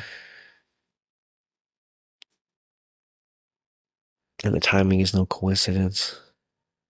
No, it's something relatable. It's like if you get a new job and your sister broke up with her boyfriend, like the same like week. It's a new. Like Monday hits both of you, and it's the first week of this new. It's hard not to feel like y'all aren't in a new season of life together, or yeah, new season for sure, dog. For sure, dog. For sure. And that's just like a super random example, but I feel like that's the kind of thing you're talking about. Like I see that happen all the time. Mostly I get tripped out when it gets to like 3 or 4. That's when I'm like, yo.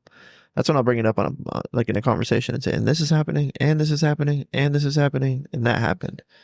And everybody's like, well, me and my good friend John both found ourselves enjoying new opportunities at the same time. And it was super out of like left field on both accounts on some level. I'm just like, bloop, bloop. Hard not to feel like there's some kind of something there. The timing of things, you never know. The magnitude. That's the thing. The meaning. The true breadth and depth, but you can experience it today and try to breadth. Move it a little bit with the breaths. Depth. Yeah, man, I like Theo Vaughn. That boy's silly. Theo.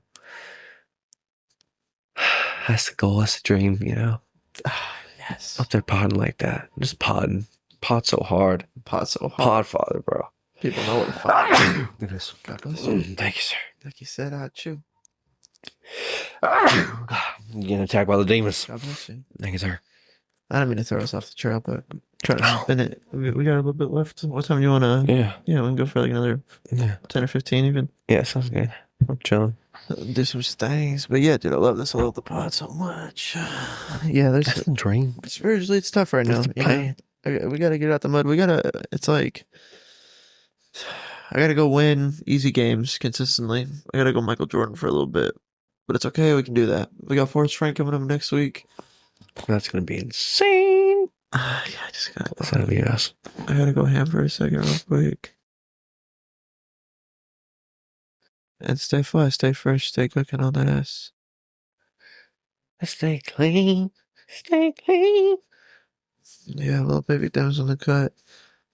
She's doing good. I had this weird moment where one wrap up, I guess, both. Another thought about everything else we talked about, where I was just like, oh man, like I could just decide to keep Demi out from daycare and we could just go to Schlitterbahn and enjoy the day on like a Tuesday and just hang out together all day.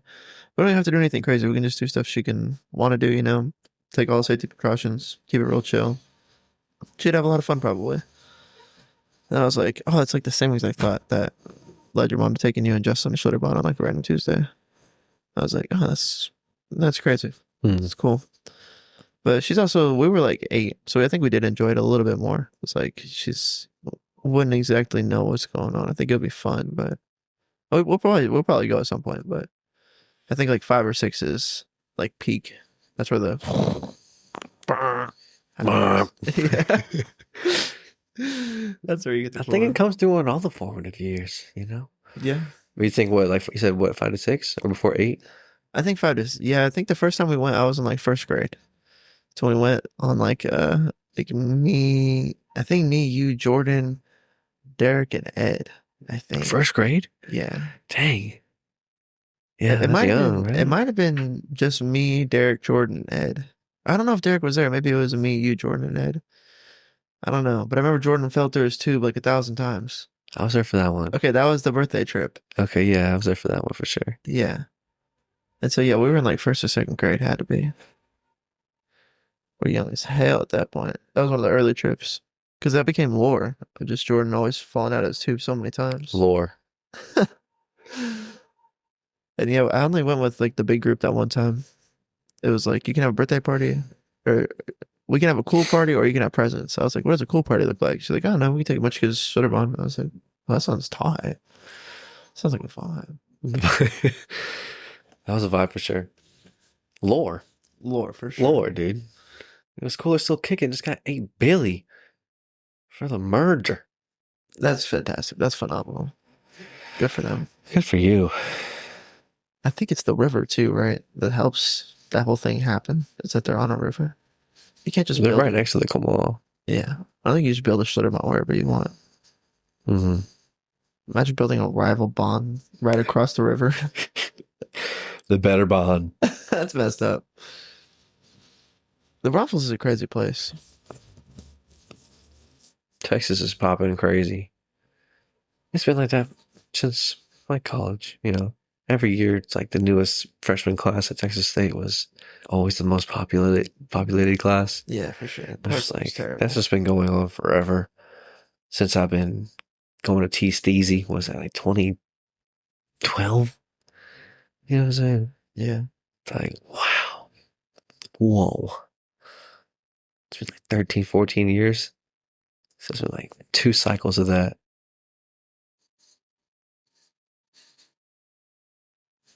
I don't know. Going crazy. Going fast. The time is out of control. It's all just like from Austin to like all the smaller intermittent cities all the way down to San Antonio. And like there's Houston and Dallas. And those are like the 4 obvious mega hubs. But then in between each of those mega hubs, there's like little mega sub hubs within those. And like those are growing at a rate where it's all just like connecting almost. You know what I'm saying? Yeah. Yeah. Suburbs. That's kind of like the final vision, right? Is that it'll be all kind of like laced up. There won't be a lot of open lanes. Like if you take the toll road, right? Hmm. There's a point on the toll road where you can look left and you can see like downtown Austin. But then from where you are on the toll road to downtown Austin is clearly like, I don't know, 10 or 20 miles. And it's just land. And then if you look out the window to the right, it's just land. And then you keep driving forward for like a really long ass time and it's just land. And then you'll like get to Pflugerville eventually. But so between Austin and Pflugerville, it's like that's where Elon Musk built the Tesla plant that's out there because it's like just land. Like that he was able to get some land out there. So that's I guess what people are saying is that eventually, or you're saying too, is that they'll just like fill that land between Austin and Pflugerville and it'll become stuff. Hmm. Just just us. I don't know if our GDP can accommodate just like unlimited building of stuff. But if more people keep coming, the GDP goes up. More money flying around. Hmm. And people have their own funds to do what they want. They can just, well, who they're buying it from? Who determines how much the land is worth? Who owns this land? Right. Is all that land owned? Can we just claim some of it? This is mine. This is a flag. Just unclaimed land, right? There's got to be some, right? You know, establishing the country like in Family Guy. Yeah. Yeah. Allegedly, Luke's grandpa was like, did claim some land. Like, had a lot of land in Pflugerville. I secede. I don't think he claimed like that per se. He probably bought it from somebody. Okay. But Who? I don't know. You know, it's a good question to ask that guy. I think he might have passed away recently. He was like, Who owns the 90s. deeds? Where the deeds come from? Who determines the deeds? right. Happened what in the 1600s? We're gonna get into some American colonization What are we stuff, I talking guess. about? This is mine. Yeah. Says who? Greedy whites. This piece of paper. Yeah, I'm not sure. We purchased Louisiana from Native Americans on a piece of paper. Somewhere between that happening and now, they divvied everything up. Got some deeds going. Yeah, they got some deeds going. Got some titles and deeds going. There's like land assessors, you know, Okay. helping draw like lines and State stuff like lines? that. Yeah. Boy. Well, be careful with that. That's funny. That's a whole nother sub story. Some more lore. More lore. More lore. But yeah, at some point they were dividing it all up. And I guess it's all divided up now, so if you wanted any of it, you'd have to buy it from somebody. Somebody owns it.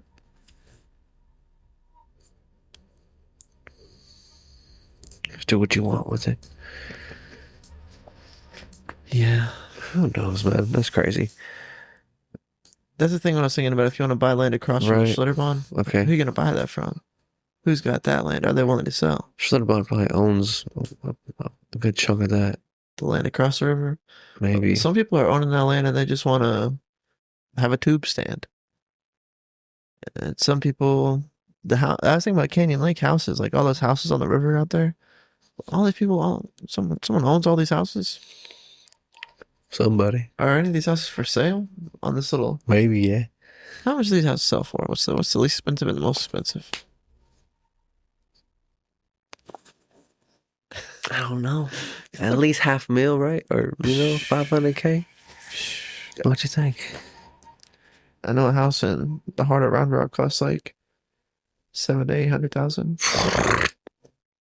It's a lot, dude. That's a big old fat bill payment. And they could just say money. The other thing, they can just say $1 million. It's worth 800. With an M. They don't really want to sell it. They're like, you have to pay me 1.1 million, and the 0.1 is for To all make the me fees. think about it. Just to make me think To about make it. me think about it.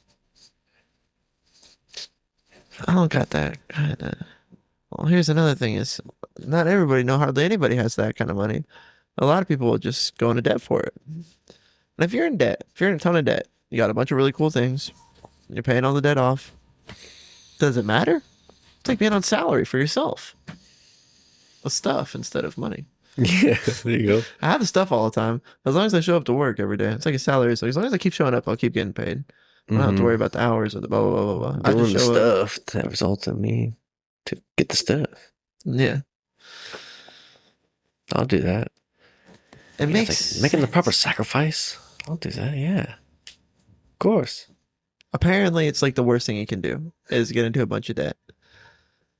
But, but it seems like if I'm doing all this stuff and I've got a steady salary and I know all the money's good, let's get the house, let's get the lake house, let's get the cars. I just got to keep showing up to work. Whatever, who cares? We're good, right? Run it. You're just kind of stuck with all that stuff for 30 years. It's part of the problem. A lot of stuff. Okay. Just a little bit of stuff. Some people sell the property and get their equity out, though. You're just playing from behind. I think if you have a wealth or a nest egg or something like that, then debt is less scary because you can like fall back on your wealth, you know? But if you're just like taking proportions, well, some people be like, hey, you just declare bankruptcy and you're fine, bro. I'm a Michael Scott. You'll be good, dog. Yeah. Yeah, no one else have to do that.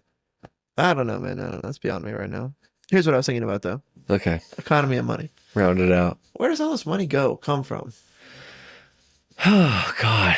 That's a great question. I have no idea. No idea.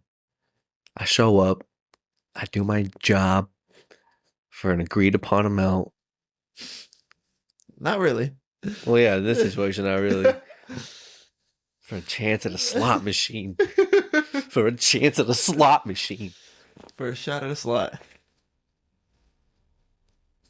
And I'm gonna do that. Well, all our money comes from people. Mhm. Literally people's pocket change. They give us their scraps. Tipping. Thank you for your scraps. Tipping. Thank you. Thank you. I'll be at Starbucks and I'll be like, couple dollars for you. Kills my PPA. You're killing me. This cup of coffee just cost me $8. No good. It's no good. I can't do this. Can't afford this. I'm hemorrhaging money right now. But here's my loose change or whatever, you know. Here's like the idea of here's my whatever, my excess, my scraps, a little something for you. Like I've got that up to like $2 because I like empathize and want to build good karma or whatever. Dog, I don't fucking know. I'm not even trying to tell you all what I'm tipping, but I'm just saying. But that's how we get paid. Same thing, just It's the life of a server. yeah, facts. But then where are they getting their money Hospitality from? industry. Yeah, right. We started watching Landman. People making money off of oil and gas. I heard that show's good. People working the patch been making 100K plus. You know, working the oil field 2 weeks on, 2 weeks off, whatever. It's like, so that's definitely one way people making money through goods and services, through things that are provided to help make things better that we are willing to pay for. Let's just do the oil field, guys. So, what's going on? Where's this money come from? The goods and services is right. Uh-huh. That's good. Goods and services. We can for provide sure. a service. People will pay us money. Mm-hmm. But it's like, well, let's do the oil field people. Let's do the field worker guys. Okay. They're getting paid. Who are they getting paid by? They're getting paid by, The oil company? sure, we'll call them Petrol United. Oil company. Oil Company United. Oil company. Where does the oil, so the oil company's writing checks. Okay. So the oil company, where do they get their money from? Oil company. They sold the oil that Yeah. and then but who okay, so then who do they sell the oil to? Okay. They sell it to, I guess, different manufacturers. I guess for like gas or whatever we use to Okay. fill up our cars, and then whatever else is, I think, Okay. is in a whole bunch of different other products as well. They sell it to That's gas oil. stations. Okay, yeah. So then that money I think gas stations have gotten so big that they drill for their own oil. oh, like Exxon and stuff, right? Yeah. Yeah. Okay, yeah. Okay. So maybe they sell to manufacturers that need oil for Maybe if there's a shortage, but I think there's some demand to use it in different products and different industries, plastics and stuff like that. that's where it gets sketchy too. Okay. Well, these big How do I buy some oil? yeah, like a drum of oil. Yeah. That's what they sell it in, right? Right? Drums? Yeah. A 55 gallon. I want a drum of oil. I want to build my own gas station. Okay. Okay. What do you call your gas station? What's up? What do you call your gas station? I don't know.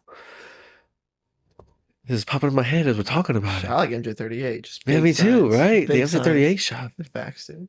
Genius idea. Let's rival Bucky's. It's gas. That's the tagline, bro. Dude, somebody did this and then built Bucky's. Just that right there. Yeah. Yeah.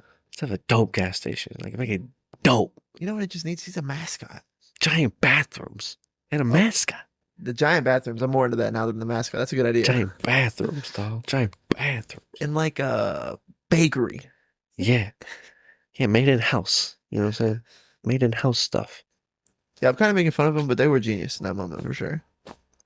So if I want to get a gas station going, can I just go buy this oil? But yeah, this is still the questions that are within the larger question of like, where did all this money come from? That's a question. We're just printing it. I guess I guess it's the final step before you can't really go any further. Is I guess the oil sells to people, like they can sell to Mm-hmm. whatever companies, and then that company got their money to buy the oil from the profits from whatever they're selling. So then like that came from the consumers, came from you and me buying the toothbrush that they made with the plastic, Mm-hmm. and so that's like the thing, I guess, that stimulates the economy literally is like us buying the products is what allows the companies to buy the supplies to make the products. Yes. And then manufacturing companies can be alive because people are buying supplies. But the only reason they're buying supplies is because people are consuming the products. And so, but then how do we get our money? Right? Right. We work for one of those companies. Work for one of those companies. Right. Yeah. So then it's like, I guess it's just like going in a circle. Yeah. It's flat circle, man. Yeah, it is, dude. And I guess you're hoping to make more than you spend. So you become wealthy. Mm-hmm. And America's predicated on being able to do that. But inflation's jacking the prices up on everything, making it harder on average to beat the turn. And then like you look at rent in like New York or California. But I know those jobs pay more money, but the discrepancy between like working at like let's say you have like a doctor in New York makes more money on average probably than a doctor in like Missouri because like I forget what's the term, cost of living's higher. But then if you look at like a McDonald's worker in New York and a McDonald's worker in Missouri, they're probably closer to the same pay rate. So that's what I'm saying. On the upper end of the spectrum, you can make more money on these jobs, but not on the lower spectrum. That's not creating a good quality of life for those people. I'm sure being like broke in California sucks, dude. Now look at the homelessness thing going on there. You know what I'm saying? Like, the cost of living being high is bad. That's what I'm trying to point to. Life. Us. The weight, the cost of sin. You have to experience death, man. Yeah, that's worse than well having a bad cost of living. The weight of sin is death. We're just saying that that's an expression of just like the underlying truth, or like one of the underlying a foundational piece of like thoughts in the realm of it's we're interfacing with the experience, but like ultimately like the title of that experience is like life or like death. It's like the same thing. There is none like we are experiencing something, but ultimately we will die. Like that is we can't see it like that. We don't see it like that. Yeah. But it's so weird that that's the case, and that's like what's going on here, and that comes from a place that's like beyond our comprehension. Yeah. But we are experiencing death. You know what I'm saying? Yeah. And death is hard. That's a big thing. But the suffering, I guess, death and suffering are in like the same realm or the same spectrum of like negative emotion and negative repercussions, or like anxiety, Yeah. depression. But death is it's a real thing out there. It's a constraint. It's a thing that we're doing here, and then suffering is like just like an inherent portion of the experience itself as well. The experience of death is suffering. We're suffering through our experience of death every day, and it's hard to maintain and develop plans and actions and stories that allow you to fight that and to make it beautiful. Yeah. Yeah. It's hard, I agree with you. and then so I can like get the consequences, homelessness and all this, Yeah. mental illness, Yeah. spiritual attacks, atrocities. I don't know. It's like you We're need. crazy out here, man. Yeah. Yeah. Yeah. You're looking at footage of stuff that's happening in like Iran or Ukraine. Just all the damage we've done to each other for hundreds of years, thousands of years. There's so much to pull from. It's like, that's crazy, bro. That's just what's documented, dog. And it's constant mental warfare Cause with like the politics in America and we're compelled to be ideologues. We're compelled to play identity politics. And I think that it's mental warfare. to try to, I don't know why. I guess you would say it's like marketing and production and TV viewership, trying to monetize attention and stuff like that. But it seems like it also makes us more controllable. It makes us more dictatable. It keeps us more distracted if we're like constantly being like told we're under attack, or these people are going to change your way of life, or um like politics has just been so dramatic for like the last decade, you know. Mm-hmm. Presidential candidates being labeled as people who will ruin your way of life, or who hate you, or who are going to I think it's not just lead our country, but influence the outcome of what's going on here almost. Influencers. I was like, it was so hard to be an influencer back in the day to a degree. To the magnitude of which now you have access to the ease at, to just get on Instagram or to become an influencer. You know what I'm saying? It's like a term and like a idea of a job that we've come to accept in our culture and society. yeah, Things that we're giving money to. It's like, what? it's weird. But Donald Trump was The thing we don't influencer understand. before it was influencers. Michael Jordan, Right. Yeah. Socrates, Jesus. Right. Not to compare DT to Jesus, but just along the stream of consciousness we were on, that's where we ended up. Uh-huh. But yeah, dude, facts. I mean, people followed him. Influential character. Yeah. Influential kind of guy. Yeah. You can arrest an influencer and not be the same kind of influential that Jesus was, but that guy had it natty. That guy had the natty 20. Follow that guy. The most influential person ever. You know what I'm saying? Shake people to their core. A walking psychedelic experience. Beyond comprehension. Like things that shake you. Yeah, that's what I'm saying. Yeah, dude. Was there anything else you wanted to say to the beautiful people Here's the thing. before we get back into the stories that are our lives? Here's the thing. Fall's coming for sure. Fall's coming. Season's changing and soon, dog. Football coming back soon, y'all. There's going to be a Sunday. There's going to be a brisk Sunday with Brisky. some overcast. Some brisket. Good game on TV. Ladies watching, just your man will be excited. Good game. If you're disinterested or understanding the conceptualization of this game, teams and rosters, there's going to be a spicy one on. You're going to have some soup, French bread, a burger. I don't know what the vibe is exactly. You're going to be cozy, sitting cozy, watching a good game. And it'll be like, we're in fall. From now until then, we got to do something with this time. I think fall's going to feel real good. So I suggest we go crazy. Go in, attach yourself to the mission, get diabolical in a very positive and holy sense. Just go off for the rest of the summer. Enjoy it, because it's going to slip away either way. It feels good when you get to the end of the summer and you feel like... I feel red hot. That's the song Red Hot came off of there. So I just went ham all summer. And I got to August and I was like, no one can guard me. I am unguardable right now. Like, Put in some of that work. Put in some work. Unguardable. My good friend Justin says there's some low-hanging fruit that you can easily manageably take care of. Some low-hanging fruit you can easily and manageably take care of. Put that in your subconscious. There is some low-hanging fruit you can easily and manageably take care of. Because that's in my subconscious. And I'll walk by something and I'll hear Justin's voice. And I'll be like, come on, dude. At least do that. At least do that. It's a low hanging, dog. You got a yogurt sitting on your freaking counter for a week. At least throw that away before you walk out the door, bro. So thank you for your influence. Hell yeah, dog. Let's go. That's the little snowball. wins. That's the snowball. Little wins, bro. Yeah, starts. Just push. Just push. It's just today. It's just today. It's always today. And it looks about the same as yesterday. Just about. You're right. Damn near identical. Sometimes it changes drastically.